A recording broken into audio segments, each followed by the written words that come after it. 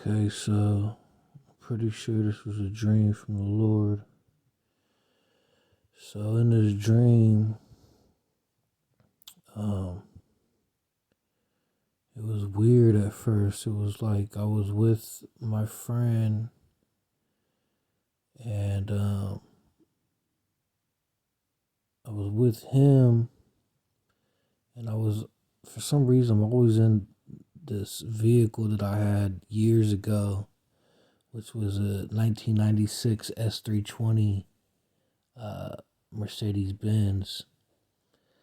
And I was in that car, and it was him and another friend of ours that passed away named Ozzy. And I feel like I was with my friend Gino and Ozzy. Ozzy's passed away now. And I feel like we were waiting on uh, Gino's kids to get in the car, but they were taking too long, and I wanted to go. I knew it. I had to go. I knew it was time to go. I had to go. And I think I ended up. He went back to go get. He went to go get them, and or Ozzy went to go get them, and we left. Me and Gino left. When me and Gino left, some guys. There's a group of guys, and I feel like all these guys were part of a gang, but there was no leadership in the gang.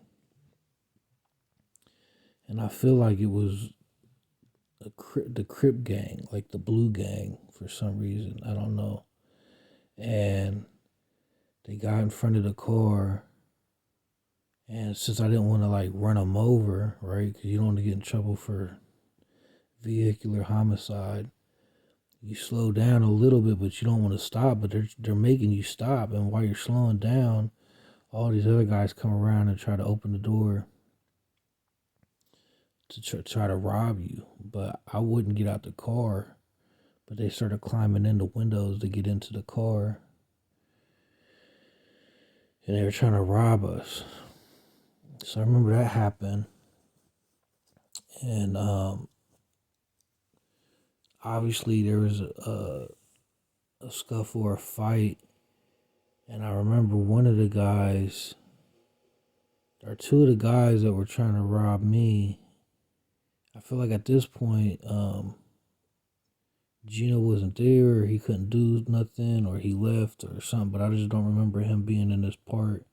But I know the two guys that were trying to rob me, they both had guns. And by fighting them, I was able to get one gun off the guy and use him as a shield to try not to, so the other guy couldn't really shoot at me. And plus, every time that they were trying to shoot me at this time, something happened with the gun where the gun kept jamming.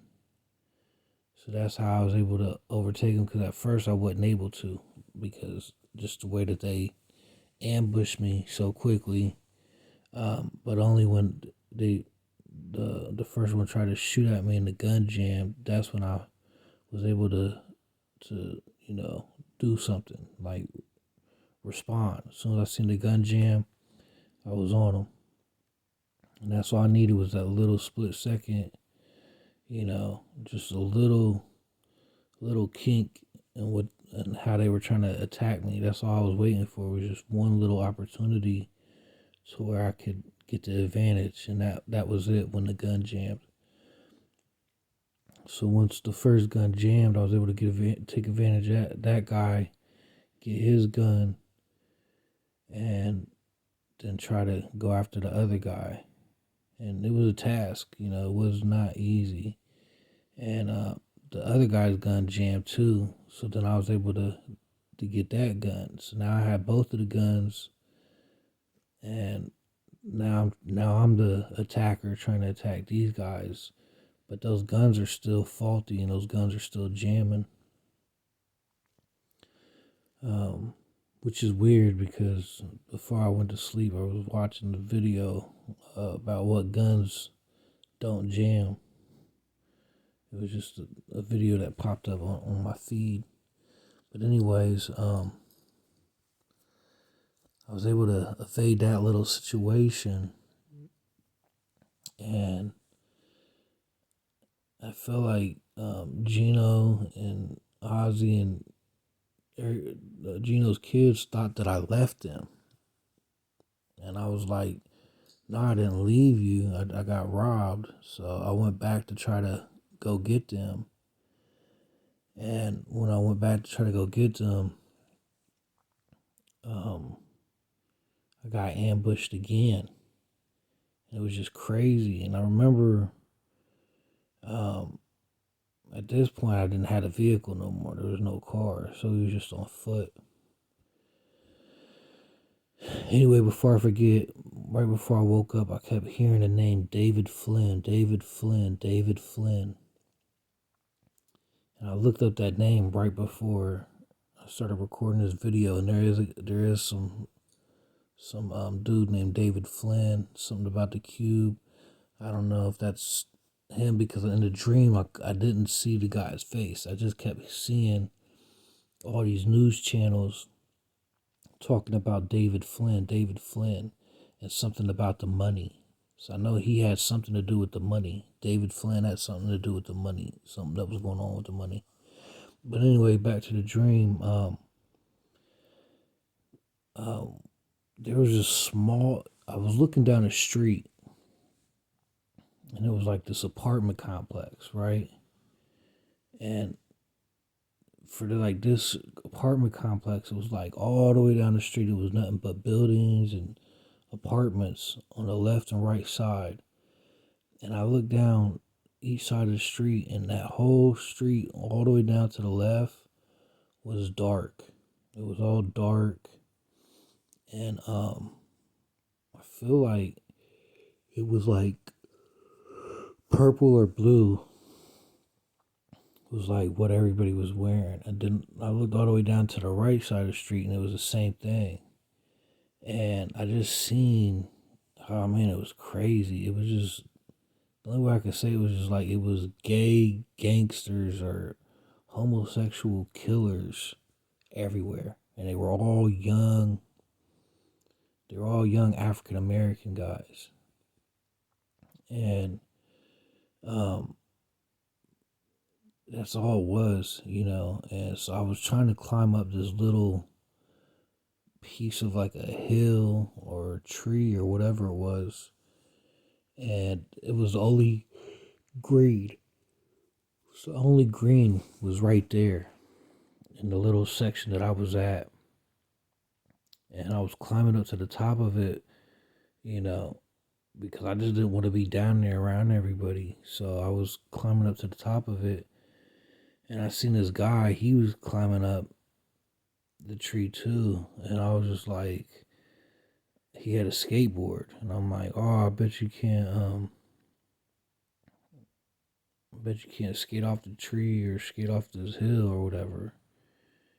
And he's like, I'll try it. And he skated down it like perfectly or whatever. But I noticed that his clothing was like green and bright, but he was still one of those guys because he still lived in that neighborhood. So he still dressed like them. Like they was all, I mean, the whole, like every one of these guys, all you could tell had like that whole rapper lifestyle. You know, like they all were living the so-called gangster or thug life. Like this was just all thugs and gangsters. And the guys, he was telling me how like something happened with the gangs to where the gang leader was just said it's everybody's out for themselves. So there's no rankings, there's no loyalty in the gang. That it's just every man for himself, but they're still repping the same gang. So that's all I saw down the whole left side of the street, down the whole right side of the street. And it was like the younger dudes, like This 15, 16, 17-year-old dudes. Those guys had all the jewelry, and I'm talking about some of the jewelry just didn't even make sense to be wearing that much jewelry. And they were loving it. They were just loving um, the way things were. Just like it was like Grand Theft Auto on steroids or something, like that video game. And that's really what it was. And they was really sorry, I just woke up. They was just really like loving that lifestyle. But man, I couldn't handle it. I couldn't be around it. I didn't want to have nothing to do with it. I was trying to stay in that tree.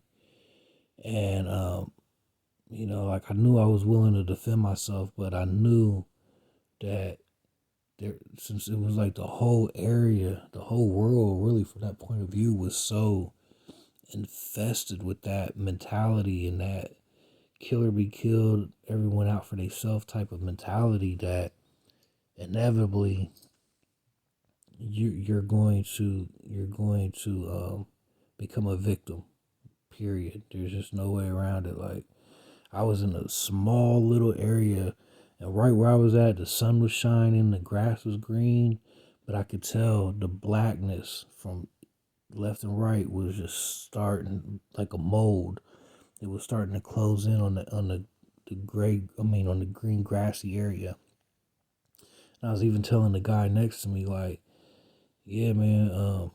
I'm like, it's weird how the way you're dressed is like just how it is for this area, but look at everybody around. And that's when he was telling me about, yeah, the gang said, you gotta. The gang leader said, you know, you're still repping the gang, but everybody is out for themselves. It's like whoever could get the most money. That was the object, like, and you could tell there were small little groups in the gangs, like in those areas, like two, three, four guys or whatever. They might work together just to try to like rob somebody or get somebody. But normally it was, you're lucky to see two or three guys together or one or two guys together. So it wasn't really, even though it was every man out for themselves, they was still clustered up in like little 2, 3 man groups. But yeah, I mean, right before I woke up, there was some dude like reaching, trying to grab my foot. You know what I mean? And so I'm like waking up, trying to move my foot because I was kicking at him. Trying to kick him to tell him to stop grabbing me. And it was a big, big black dude, man. He was probably like, I mean, he was so big to where all he had to do was reach his hand up into the tree, and he was already grabbing my foot. And I was pretty high up in the tree, you know what I mean? So at least probably 10 feet, 12 feet in the air. So for him standing up, being able to grab me, and he was a big dude. Like he's probably like almost 7 foot, probably, yeah. And then with his arms, that's probably another couple feet. I don't know. But yeah, I just felt like I had to share that. And I don't know about the rest of like the believers out there or whatever, but like the pressure that is on us right now, at least on me, is just so intense that it's overwhelming. It's really too much for me to handle. I tell God that all the time, like, this is too much for me to handle. I don't want to have nothing to do with this. Like, I don't even want to exist. I hate to come off this way and be like that, but it really is true. Like, I never asked to exist. And I'm sure, a lot of people feel this way. So it's not like a negative, like negative self talk or anything like that. But when you think about like all the stuff that we're going through, um, you know, yeah, I love God and all that, but I've had like a difficult life, so it's just like really hard to trust and depend on God sometimes.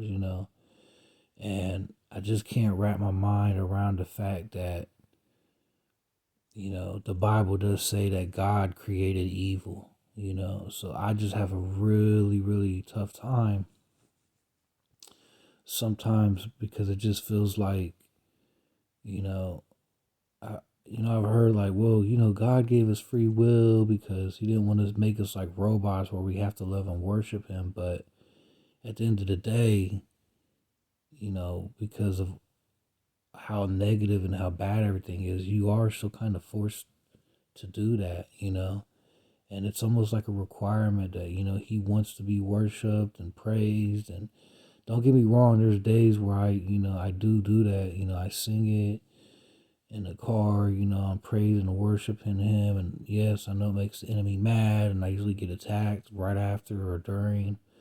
But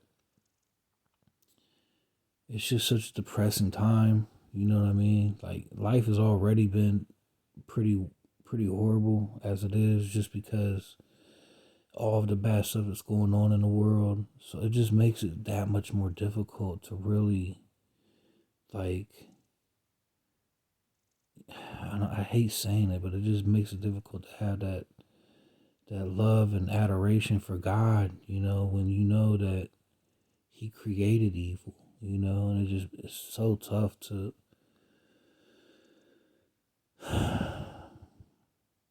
That's why I just feel like it's overwhelming. And I know everybody says all you have to do is just believe in Jesus and you're gonna make the rapture and you're gonna go to heaven. But that really isn't true because I've been a Christian. I got baptized as a Christian when I was like 18 or something like that. And I went to hell after that. I went to hell recently, like a few years ago, as a Christian. So why would God send me to hell if that's all you needed? Not only that, but right after I got baptized, I was demonically possessed.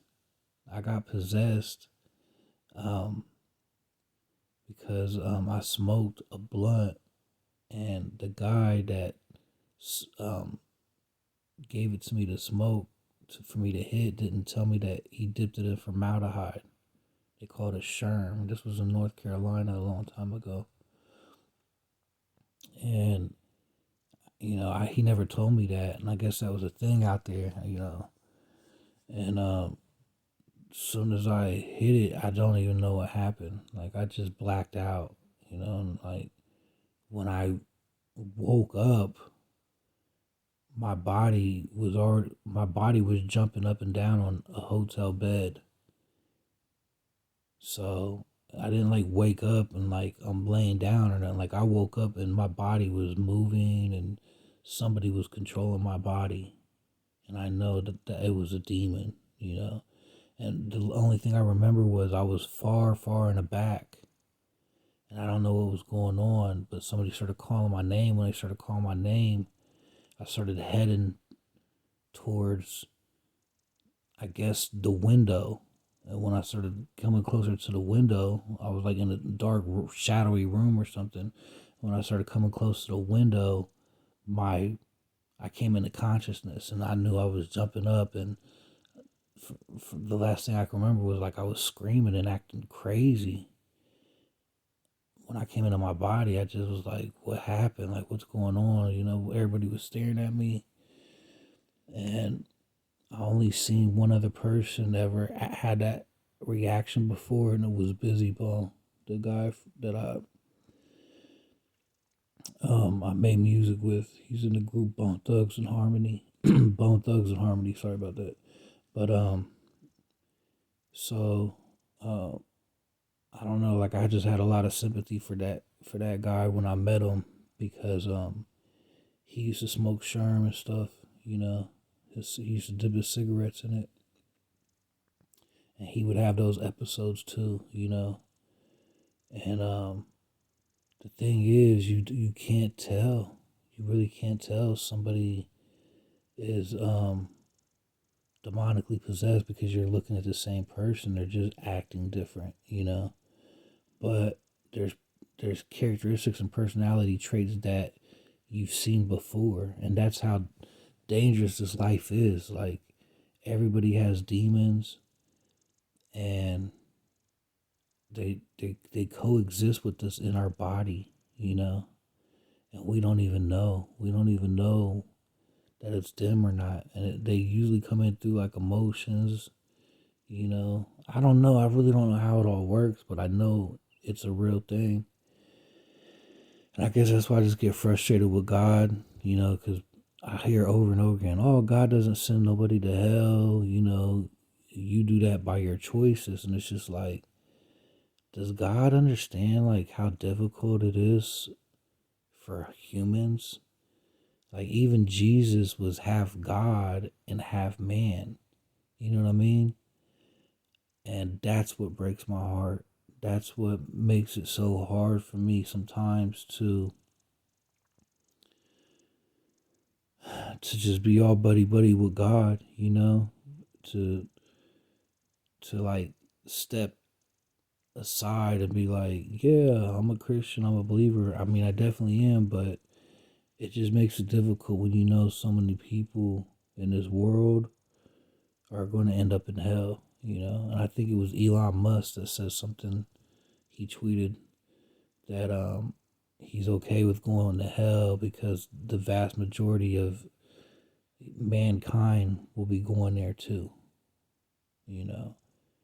But I've been to hell and I never ever want to go back, and I've been doing everything that I can to, make sure that I'm living a repentant lifestyle, that I'm always asking for forgiveness, that I'm always checking in with God, all day long I'm praying, all day long I'm talking to God, and I'm always sharing stuff, like I'm always trying to spread the gospel, like through on all my social media accounts, so much so to where they're always banning and blocking me. They're always shutting down my accounts. And, not only that, but I try to do grassroots promotion. So outside of like anything online, just in the physical world, I'm out here spread the gospel. And oh man, it's just a very difficult life, and I'm working out my salvation with fear and trembling. But I'm not perfect because none of us are. So there's not a day that goes by that I don't make a mistake. Um, I think the other day I was like praying and worshiping in the car, and some guy cut me off, and I flipped him off. You know, that quick.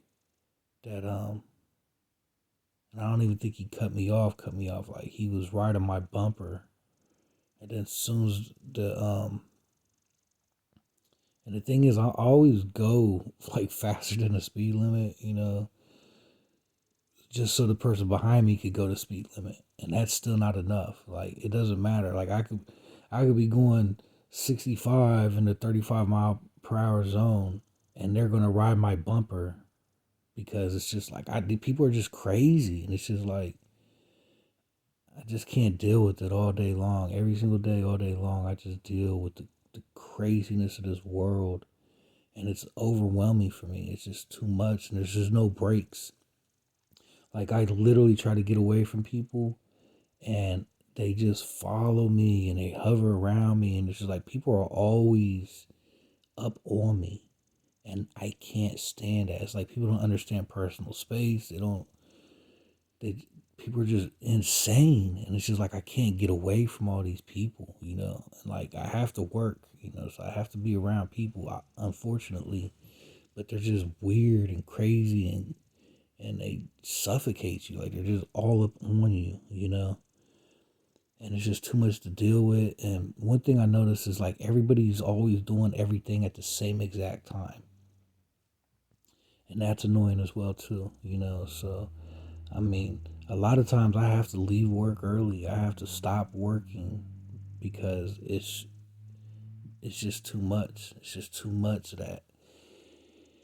And I don't know, like when you're just in the word all day long, every day, just with anything, you're going to get burnt out. You know what I mean? It doesn't matter if you're listening to this preacher preach and you're praying and then you're listening to praise and worship music. Like, at some point you're going to get burnt out, and that's exactly what I'm dealing with.